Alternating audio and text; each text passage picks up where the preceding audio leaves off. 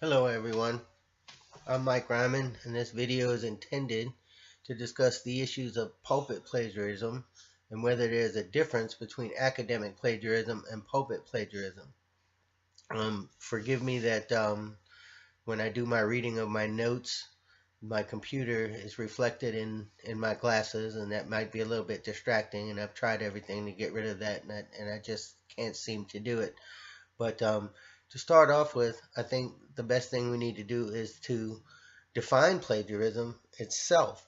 And according to dictionary.com, plagiarism is a noun and it is an act or instance of using or closely imitating the language and thoughts of another author without authorization and the representation of that author's work as one's own, as by not crediting the original author.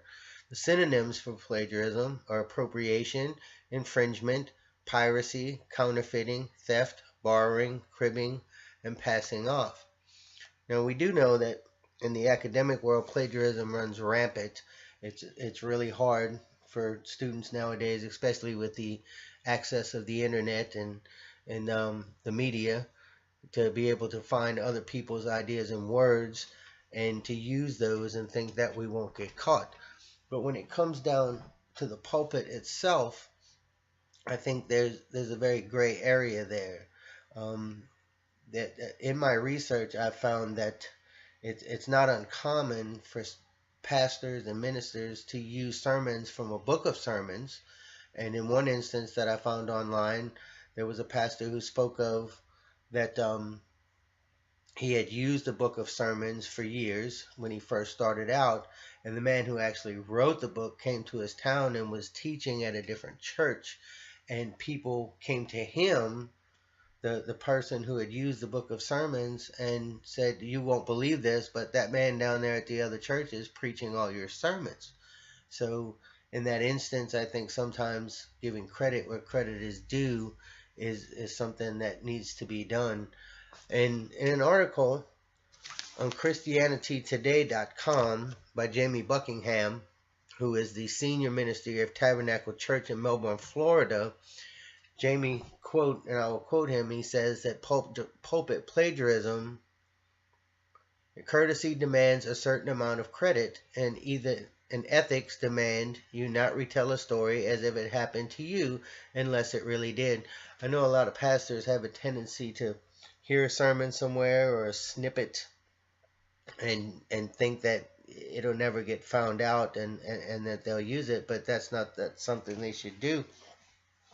In that same article, Pastor Buckingham refers to Corrie ten Boom, who we all know is a Christian writer, and she believed that copyright was from the devil, that everything that she said was free to use, to the point of that her publishers had to hold her down sometimes and correct her in that manner, because she figured everything came from God that she spoke, and if it came from God, it was free to the people, and the people were to be able to use that. That was referenced in the same article by Pastor Buckingham. And also, Pastor Buckingham goes on to say, based on what Corrie ten Boom said, that everything we say is free and we expect nothing in return. Everything we borrow, we try to give credit, not because credit is due, but because God has a way of blessing honesty. So that's a good point right there too. If we're stealing from someone else in our sermons and using their material as our own, then God can't bless that, because in a way we're not being honest. Now, in a separate article that I found online at thebanner.org by John Rotman, who is a professor of preaching at Calvin Theological Seminary in Grand Rapids, Michigan. His article was titled, "I Think the Pastor Stole That Sermon." I'll quote him, and he said, "Although plagiarism in the pulpit is a slightly different animal than plagiarism in the academic world, it too requires investigation and conversation. Simply preaching somebody else's sermon without any acknowledgement of its source is clearly an instance of theft, a violation of the 8th commandment, thou shalt not steal, sermons included." So what Pastor Professor John Rotman suggests, and I'll quote from the same article there, he says sermons ought to employ what I like to call minimal attribution. The words or idea borrowed for the sermon should be cited as belonging to someone else, but the citation should be as modest as possible so as not to distract from the sermon. And that brings me to the point of why I think a lot of pastors don't quote or cite in their sermons, because they feel that too many cites or footnotes will just drag the sermon on. It'll bog it down. People will get lost, and their sermons need to flow. When it comes to biblical knowledge and God, then there's some things that we've heard 1,000 times. I did a search on Amazon.com for the terms under the books. Just for the term faith alone, there's 195,880 books. For Jesus, there's 259,777, and on and on and on. So in effect, to me, it's kind of hard with that many books out there to not unconsciously take something from somebody else. I mean, Ecclesiastes 1:9 says, "That which has been is that which is to be, and that which has been done is that which will be done, and there is no new thing under the sun."